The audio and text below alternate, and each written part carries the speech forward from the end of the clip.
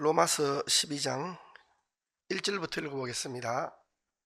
그러므로 형제들아, 내가 하나님의 모든 자비하심으로 너희를 권하노니 너희 몸을 하나님이 기뻐하시는 거룩한 산제사로 드리라. 이는 너희의 드릴 영적 예배니라.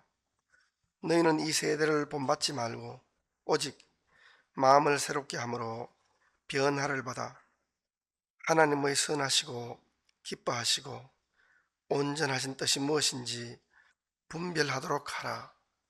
내게 주신 은혜로 말미암아 너희 중 각 사람에게 말하노니 마땅히 생각할 그 이상의 생각을 품지 말고 오직 하나님께서 각 사람에게 나눠주신 믿음의 분량대로 지혜롭게 생각하라.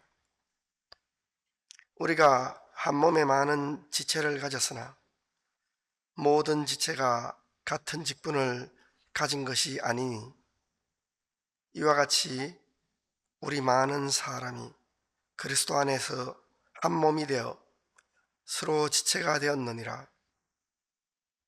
우리에게 주신 은혜대로 받은 은사가 각각 다르니 혹 예언이면 믿음의 분수대로, 혹 섬기는 일이면 섬기는 일로, 혹 가르치는 자면 가르치는 일로, 혹 구원이하는 자면 구원이하는 일로, 구제하는 자는 성실함으로, 다스리는 자는 부지런함으로, 긍휼을 베푸는 자는 즐거움으로 할 것이니라.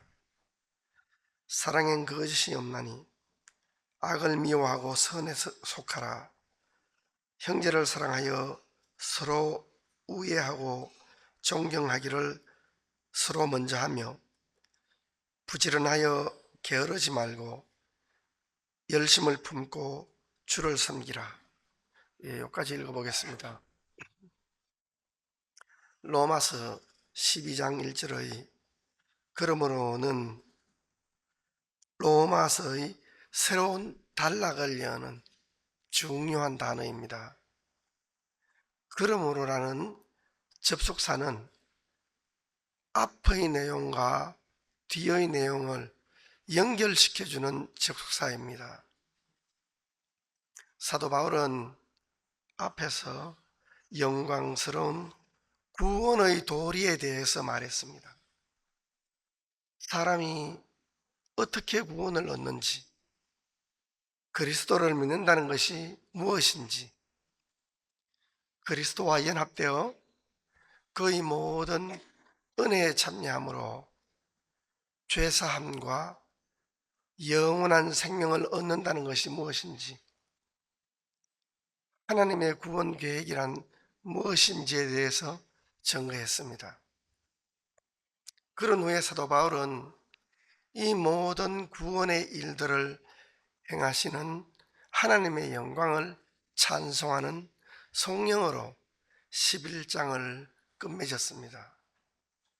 따라서 로마서 1장에서 11장에 사용된 문장들은 대부분 영광스러운 두 구원의 도리에 대해서 진술하는 직설법 문장으로 표현했습니다. 예를 들어서 로마서 1장에 보면은 16절 17절을 한번 제가 읽어보겠습니다.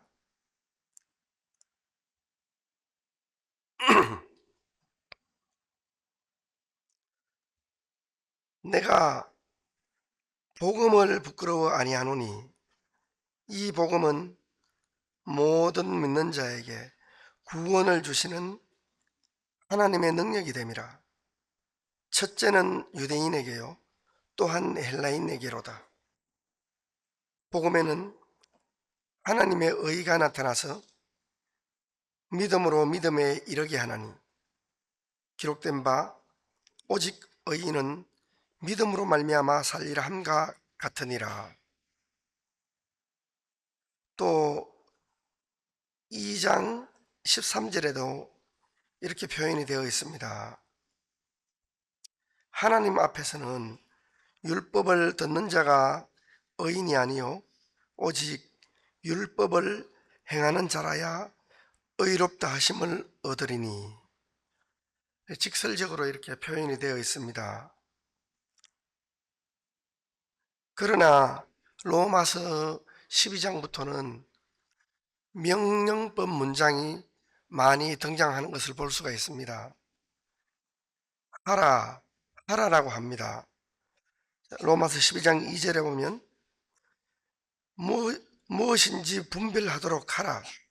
3절에도 지혜롭게 생각하라.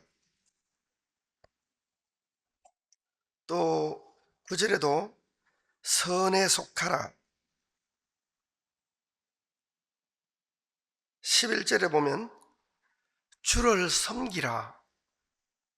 13절에도 보면 손대접하기를 힘쓰라. 여러분, 저는 성경을 세 가지로 이렇게 구별하고 있습니다. 성경을 잘 읽어보면은 하나님께서 명령하신 것이 있습니다. 그것은 지키는 것입니다. 믿는 것이 아니라 그건 지키는 것입니다. 믿느냐 안 믿느냐가 아니라 지키는 것입니다. 두 번째는 하나님께서 우리에게 약속하신 것이 있습니다. 그것을 우리가 믿는 것입니다.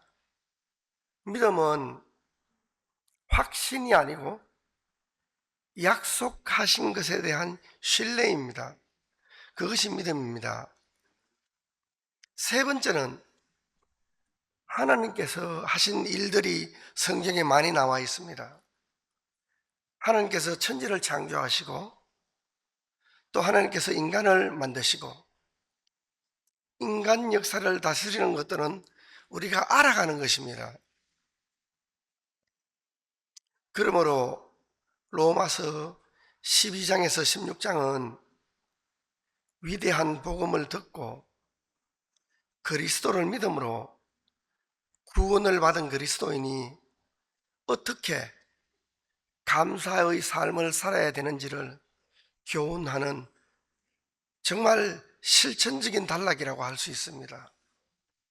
신앙생활은 단순히 아는 것에 그치는 것이 아니라 아는 것을 믿는 것이고 믿는 대로 살아가는 것입니다. 로마서 12장부터는 바로 그러한 실천적인 영역에 있는 여러 주제들을 집중적으로 다루고 있습니다. 너희 몸을 거룩한 산 제사로 드리라. 로마서 12장 1절은 그리스도인들의 삶의 대원칙을 말하는 일종의 선언문이라고 볼 수가 있습니다. 그러므로 형제들아, 내가 하나님의 모든 자비하심으로 너희를 권하노니 너희 몸을 하나님이 기뻐하시는 거룩한 산 제사로 드리라. 이는 너희의 드릴 영적 예배니라. 모든 그리스도인이 마땅히 따라야 할 삶의 큰 원리는 한마디로 너희 몸을 하나님이 기뻐하시는 거룩한 산 제사, 제물로 드리라. 그렇게 말씀하셨습니다. 너희 몸을 제물로 드리라는 것은 짐승을 잡아서 제단 위에 올려드리는 구약적 제사를 드리는 것도 아니고 우리 몸 자체를 죽여서 드리는 인신 제사를 드리는 것도 아닙니다. 너희 몸을 살아있는 제물로, 영어로는 living sacrifice로 드리라고 하셨습니다. 여기에서 보면 우리의 존재 전체, 우리의 삶 전체를 대표하는 말이라고 할 수 있습니다. 곧 너희의 온 삶을 살아있는 제물로 하나님이 기뻐하시는 제사로 드리라는 것입니다. 말틴 루터는 이 구절을 해설하면서 우리 자신이 바로 이 참된 제물이라고 말했습니다. 그럼에도 불구하고 하나님께서 여기에 너희 몸이라고 하신 데에는 중요한 이유가 있습니다. 이는 우리의 생각뿐 아니라 우리의 실제 행동과 삶을 강조하기 위함입니다. 우리 몸을 거룩한 제사로 드리는 것이야말로 진정으로 영적인 예배를 드린다는 것입니다. 또한 몸의 제사는 우리가 하나님께 마땅히 드려야 할 제사입니다.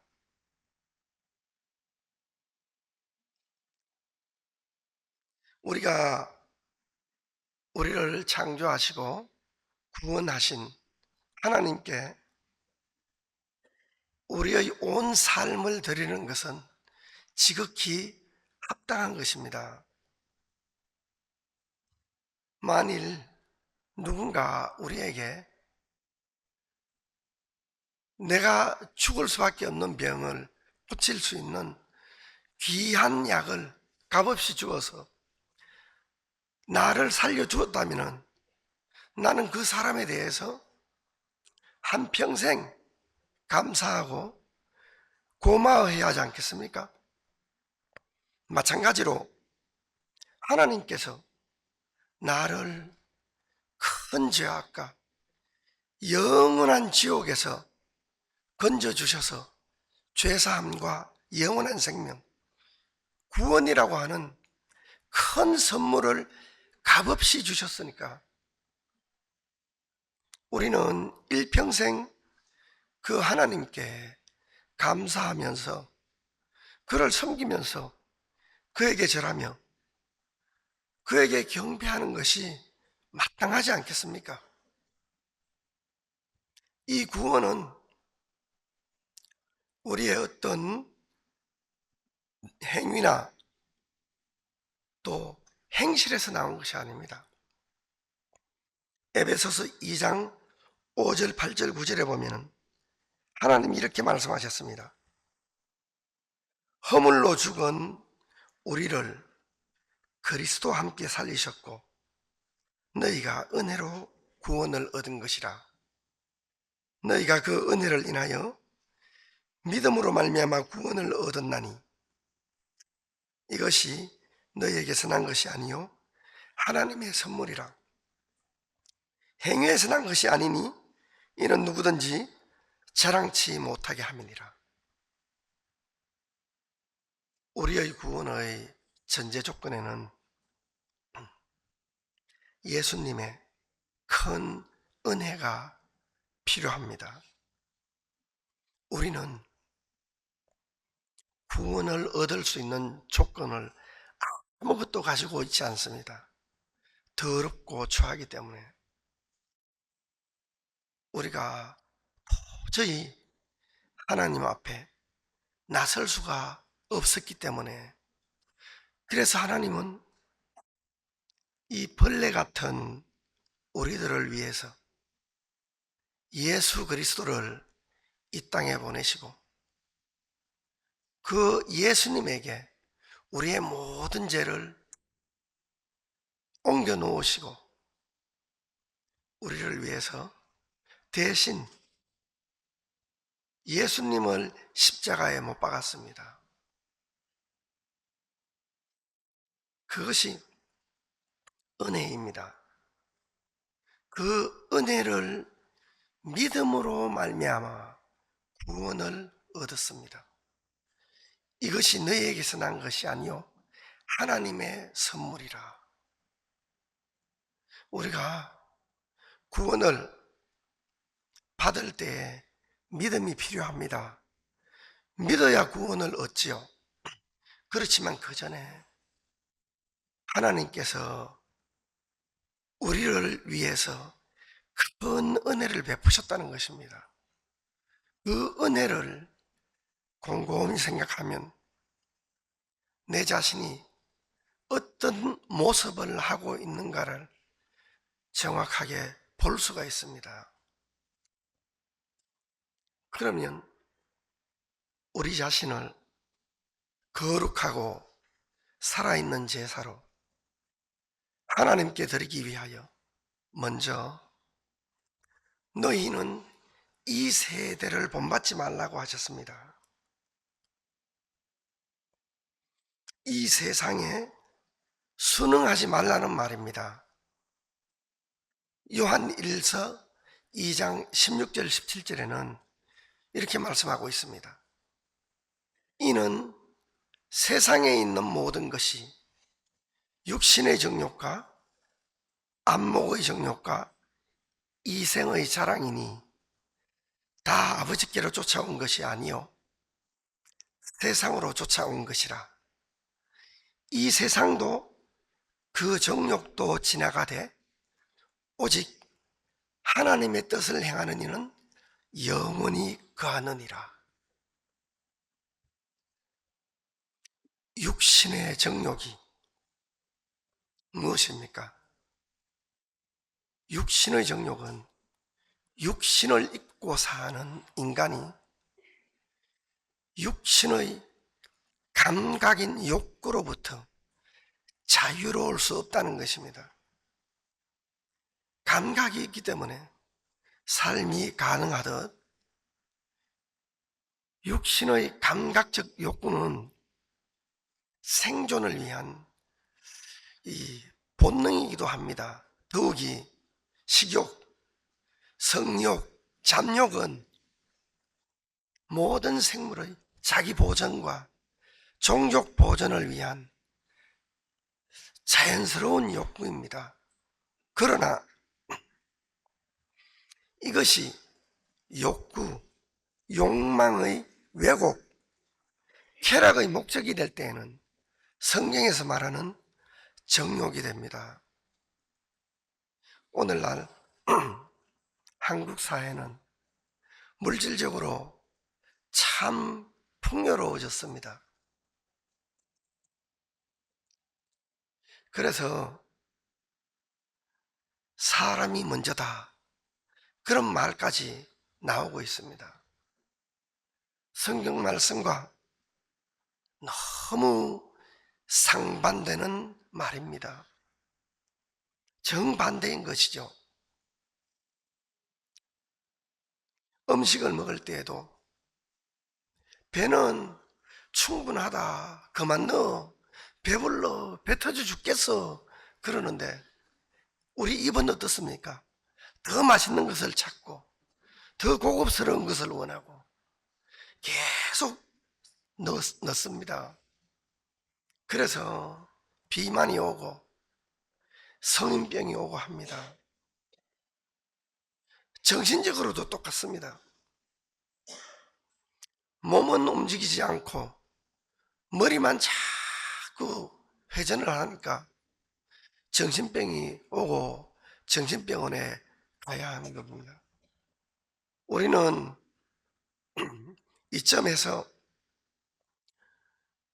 우리 믿음의 선진들이 어떻게 하나님을 섬겼고 살아왔는가를 되돌아볼 필요가 있습니다. 물질적으로 풍요로운 것이 너무너무 큰 하나님의 은혜를 입은 것은 사실입니다. 우리가 하나님의 크신 은혜를 입은 것은 사실이지만 그 은혜를 베풀어 주신 하나님을 잊어버리고 은혜만 마음에 남겨두진 않았습니까?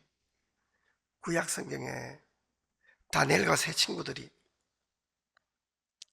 포로로 끌려가서 살았던 삶을 잠시 생각해 볼 필요가 있습니다. 이스라엘 나라는 솔로몬 이후로 남왕국과 북왕국으로 분열되었습니다. 하박국 시대에는 이미 북왕국은 아시리아에게 망해버리고 남쪽 유다 왕국만 겨우 생존을 유지하고 있었습니다. 바벨론은 BC 612년에 아시리아의 수도 니누에를 멸망시켰습니다. 그래서 아시리아 왕국은 끝이 납니다. 바벨론의 왕 느부갓네살은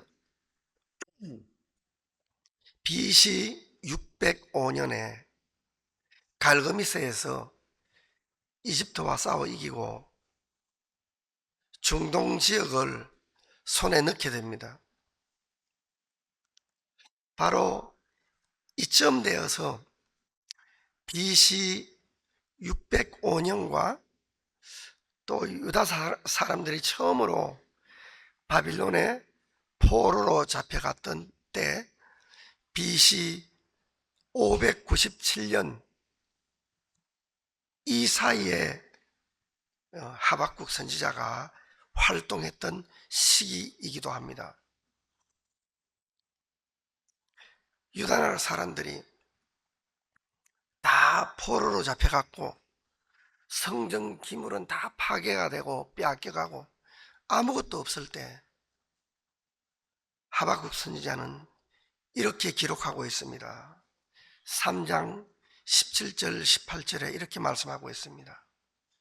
비록 무화과나무가 무성치 못하며 포도나무에 열매가 없으며 감람나무에 소출이 없으며 밭에 식물이 없으며 우리의 양이 없으며 외양간에 소가 없을지라도 나는 여호와를 인하여 즐거워하며 나의 구원의 하나님을 인하여 기뻐하리로다. 우리에게 무화과가, 포도가, 감람나무가 진정한 즐거움이 되겠습니까? 진정한 기쁨이 되겠습니까? 그리고 우리에 있는 양이, 외양간에 있는 소가 우리의 진정한 위로가 되겠습니까? 하박국 선지자는 다 없지만 나는 여호와를 인하여 즐거워하며 나의 구원의 하나님을 인하여 기뻐하리로다 라고 기록하고 있습니다. 물질적으로 풍요로움을 다 갖추고 있는 것은 너무 감사하고 은혜롭습니다. 그러나 그것 때문에 우리는 어리석어서 그 은혜를 베풀어 주신 하나님을 너무 쉽게 잊어버리게 되고 마는 것입니다. 다니엘서 3장 16절부터 읽어보겠습니다.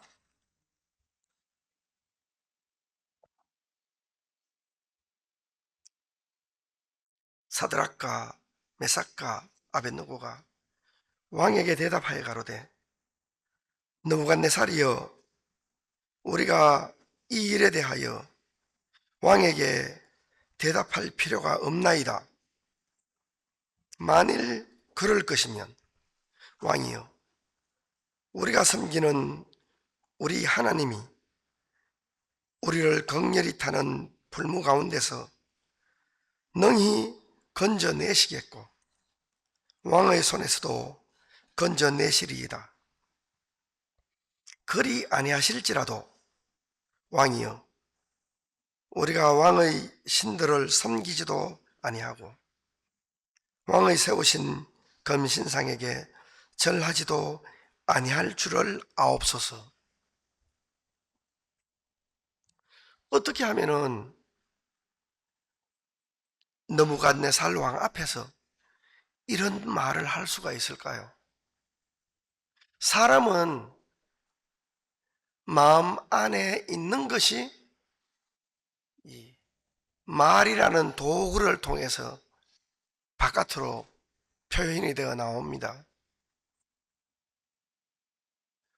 그런데 이 사드락 메삭 아벳느고는 분명히 느부갓네살 왕이 세운 명령이 있는데 그것보다도 하나님의 말씀이 하나님이 그들 마음 안에 더 크게 세워져 있더란 겁니다. 저는 여기에 앉아 계시는 우리 형제님, 자매님들도 그 때가 되면은 사드락, 메삭, 아벳느고처럼 다 이런 삶을 살 줄을 믿습니다. 아멘. 이것은 우리의 노력이나 우리의 각오나 결심으로 되어지는 일들은 아니지 않습니까? 분명히 하나님의 크신 능력과 하나님의 크신 말씀이 그들 마음 안에 전달되어 있었고 서 있었기 때문에 바벨론 왕 앞에서 느부갓네살이여 하고 당당하게 외칠 수가 있었습니다.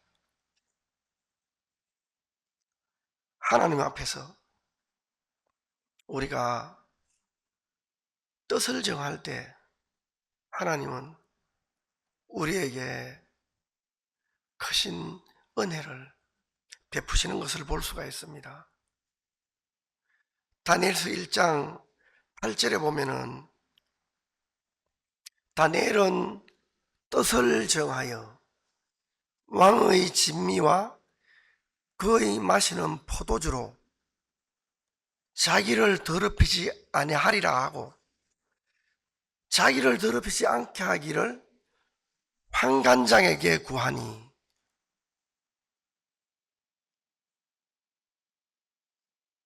하나님이 다니엘로 환관장에게 은혜와 긍휼을 얻게 하신지라. 여러분, 우리가 구원받은 그리스도인이지 않습니까? 하나님 앞에서 내 삶을 드리기로 뜻을 정하면 하나님께서 도우십니다. 하나님이 다니엘로 환관장에게 은혜와 긍휼을 얻게 하신 것처럼 그래서 열흘 후에 보니까 그들의 얼굴이 더욱 아름답고 살이 더욱 윤택하여 왕의 진미를 먹는 모든 소년보다 나아 보인지라. 그렇게 기록이 되어 있습니다. 우리의 상식으로는 내 느낌으로 보기에는 왕의 진미와 그의 마시는 포도주를 먹을 때 더 살이 찌고 윤택해질 줄로 알고 있었지만 하나님 말씀에는 하나님의 긍휼을 입히지 않으면 은혜를 입히지 않으면 아무것도 아니라는 거지요. 15절에 열흘 후에 그들의 얼굴이 더욱 아름답고 살이 더욱 윤택하여 왕의 진미를 먹는 모든 소년보다 나아 보인지라. 여기에 그들의 얼굴이라고 표현이 되어 있습니다. 아마 그들이니까 다니엘과 그리고 사드락, 메삭, 아벳느고 이 세 친구가 되지 않겠나 싶습니다. 다니엘서가 시작되는 시기부터 그들은 뜻을 정했습니다. 하나님 앞에 뜻을 정하니까 하나님이 환관장에게 은혜와 긍휼을 얻게 해주셨습니다. 그리고 다니엘서 6장에 보면은 바빌론 제국에서 나라가 바뀌어서 페르시아 제국으로 바뀌었습니다. 그때 초대 왕이 다리오 왕입니다. 다니엘은 그때 무슨 일을 하고 있었는가 하면은 다니엘서 6장 10절에 보면은 이렇게 기록이 되어 있습니다.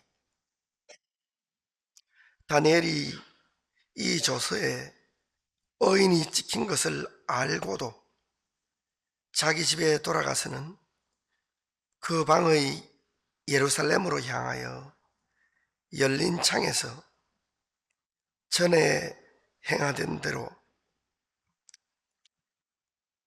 하루 3번씩 무릎을 꿇고 기도하며 그 하나님께 감사하였더라. 그 금령이 무엇입니까? 7절에 보면은 나라의 모든 총리와 수령과 방백과 모사와 관원이 의논하고 왕에게 한 율법을 세우며 한 금령을 정할 것을 구하려 하였는데 왕이여 그것은 곧 이제부터 30일 동안에 누구든지 왕 외에 어느 신에게나 사람에게 무엇을 구하면 사자굴에 던져 넣기로 한 것이니이다. 8절에 그런즉 왕이여 원컨대 금령을 세우시고 그 조서에 의인을 찍어서 메대와 바사의 변개치 아니하는 규례를 따라 그것을 다시 고치지 못하게 하옵소서 하며 이에 다리오 왕이 조서에 의인을 찍어 금령을 내니라. 다니엘의 세 친구 사드락 메삭 아벳느고가 풀무불에서 하나님이 그들을 던져주신 것을 이 왕궁에 있는 사람들 다 알 텐데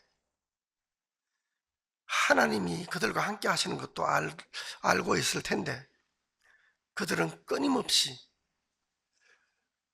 하나님을 믿는 그들을 대적하고 끌어내리려고 하고 그런 모습을 볼 수가 있습니다.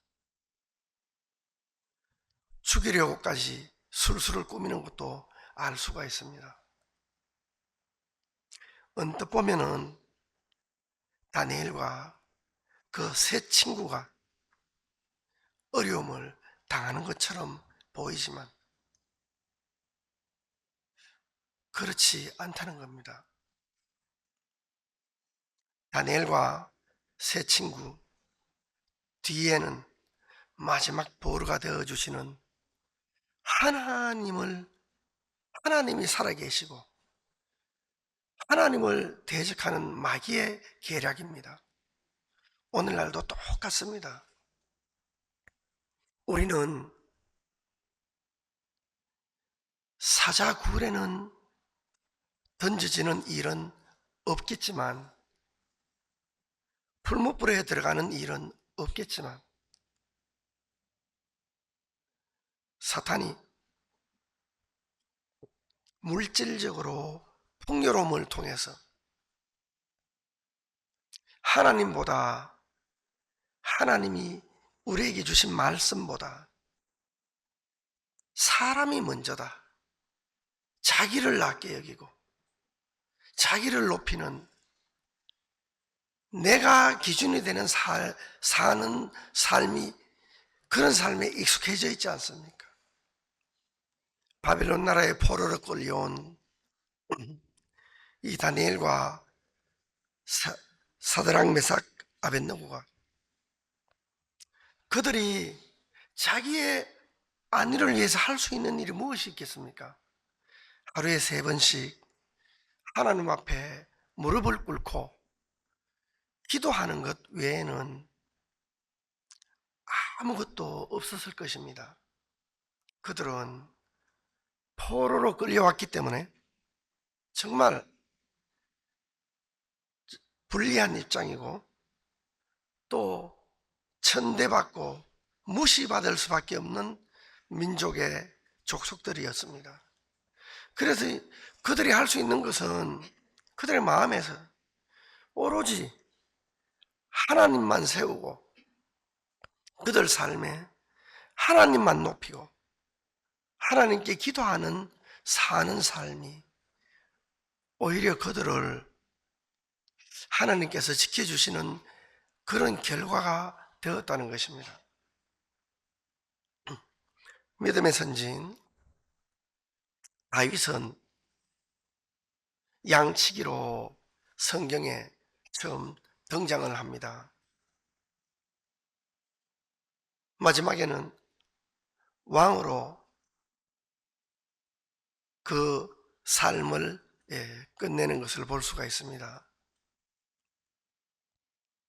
양치기로 있을 때는 사자와 곰이 그를 급습해 왔고 또 하나님께 기름 부음을 받고 난 뒤에는 사울 왕이 그를 죽이려고 끊임없이 쫓아왔습니다. 그리고 왕좌에 올랐을 때에는 그 아들 압살롬이 쿠데타를 일으켜서 왕위를 빼앗아 버리려고 말았습니다. 다윗은 어렵고 힘든 일이 있을 때마다 끊임없이 하나님 앞에 나아갔습니다. 양치기로 있을 때나 골리앗을 물리칠 때나 시편 110편부터는 다윗의 시라고 되어 있죠. 119편 105절에 보면은 이런 말씀이 있습니다. 주의 말씀은 내 발의 등이요 내 길의 빛이니이다. 다윗은 어렵고 힘든 일이 있을 때마다 늘 하나님 앞에 나아갔고 하나님의 말씀을 그 마음에 세웠기 때문에 양치기로부터 시작해서 왕으로 그 삶을 끝낼 때 그때까지 하나님을 떠나지 아니하고 또 하나님이 그를 지켜주시는 것을 볼 수가 있습니다. 다윗은 그 마음에 하나님이 아주 크게 세워져 있었기 때문에 사울이 자기를 죽이려고 계속해서 쫓아왔지만 그의 마음에는 늘 하나님이 세워져 있는 것을 볼 수가 있습니다. 하루는 다윗이 10황무지에 숨어 있을 때 사울 왕에게 고자질을 하는 사람이 있었습니다. 왕이여, 다윗이 10황무지에 숨어 있습니다. 잡으러 가면 됩니다. 그래서 사울이 군사 3,000명을 데리고 10황무지로 내려갔습니다. 너무 피곤했던지 하길라산 길가에서 군사 3,000명과 함께 사울은 거기서 다 잤습니다. 그리고 다윗이 아비새와 함께 사울이 자고 있는 그곳에 왔습니다. 아비새는 뭐라고 했습니까? 나로 창으로 그를 찔러서 단번에 땅에 꽂게 하소서. 내가 그를 두 번 찌를 것이 없으리이다 했는데 다윗은 뭐라고 했습니까? 아비새에게 이렇게 얘기했죠.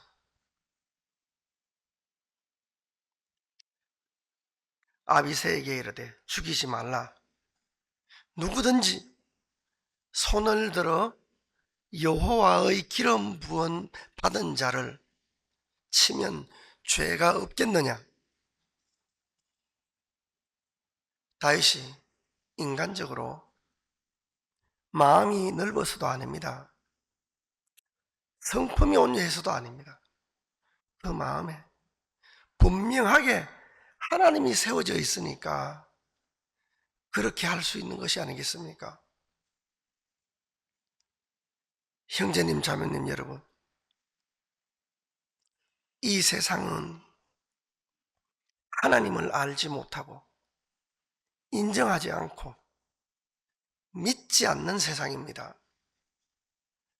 이 세상의 가치관은 성경의 가치관과 정반대이고, 이 세상의 문화는 성경의 문화와 정반대입니다. 이 세상은 세상만의 방식이 있습니다. 우리와 우리의 자녀들은 이런 세상의 한복판에 놓여 있습니다. 비록 우리는 이러한 세상 속에서 살고 있지만 동시에 하나님 앞에서 살고 있다는 사실을 잊지 말아야 합니다. 우리는 불경건한 세상 속에서 살고 있지만 세상이 불경건하다고 해서 우리도 덩달아서 불경건하게 살 수는 없습니다. 우리는 세상 속에서도 그리스도인으로서 정체성을 분명히 하면서 살 수가 있습니다. 이 세상은 신앙을 따라 살지 말고 세상을 방식을 따라 살도록 우리와 우리의 자녀들을 끊임없이 부추기고 위협하면서 도전할 것입니다. 이러한 세상의 거센 파도와 비바람은 다니엘과 세 친구에게 찾아온 고통, 다윗에게 찾아온 그 고통처럼 끊임없이 우리에게도 불어닥쳐 올 것입니다. 그러나 하나님께서는 이런 세상을 살아가는 그리스도인들을 향해 이 세대를 본받지 말라고 하셨습니다. 우리가 그리스도인으로서의 자기 정체성을 지키면서 영적인 삶을 살아가려면 이 세대를 본받지 않고 세상에 순응하지 말아야 합니다. 다니엘서 1장 8절에 다니엘은 뜻을 정하여 왕의 진미와 그의 마시는 포도주로 자기를 더럽히지 아니하리라 하고, 그렇게 하니까 하나님이 은혜와 긍휼을 베풀어 주셨습니다. 마태복음 16장 4절에 이런 말씀이 있습니다. 악하고 음란한 세대가 표적을 구하나 요나의 표적밖에는 보여줄 표적이 없느니라. 마음을 새롭게 함으로 변화를 받으라. 또한 오직 마음을 새롭게 함으로 변화를 받으라고 하셨습니다. 이는 우리의 생각과 마음을 계속해서 새롭게 하라는 말씀입니다. 모든 그리스도인들은 계속해서 마음이 더 밝아져야 하고 더 새로워져야 합니다. 왜냐하면 우리가 비록 거듭났다 하더라도 우리 마음은 여전히 어리석고 부패해서 엉뚱한 생각을 자주 하고 엉뚱한 마음을 자주 먹게 됩니다. 다윗의 시대나 다니엘 시대는 성경이 완성이 되지 않았던 시대였습니다. 우리는 지금 성경이 다 완성이 되어 있고 누구든지 성경 말씀 보려는 마음만 있으면 언제 어디서든지 펴서 확인할 수가 있습니다. 그리고 조금만 마음을 들여도 그 성구 말씀을 마음에 암기할 수도 있고 늘 그 말씀을 묵상할 수가 있습니다. 우리는 세상의 유혹을 이길 지혜나 힘이 없습니다. 그래서 늘 하나님께서 우리에게 주신 말씀을 묵상하고 그 말씀을 깊이 생각하며 살아갈 수밖에 없습니다. 시편 1편에 보면 복 있는 사람은 악인의 꾀를 좇지 아니하며 죄인의 길에 서지 아니하며 오만한 자의 자리에 앉지 아니하고 오직 여호와의 율법을 즐거워하여 그 율법을 주야로 묵상하는 자로다. 저는 시냇가에 심은 나무가 시절을 쫓아 과실을 맺으며 그 잎사귀가 마르지 아니함 같으니 그 행사가 다 형통하리로다 라고 말씀하고 계십니다. 여러분, 그리스도인의 열심과 봉사는 세상 사람들의 열심과 봉사와 그 근본부터가 다릅니다. 그리스도인의 열심과 봉사는 그 뿌리가 하나님이 우리에게 주신 말씀에 있습니다.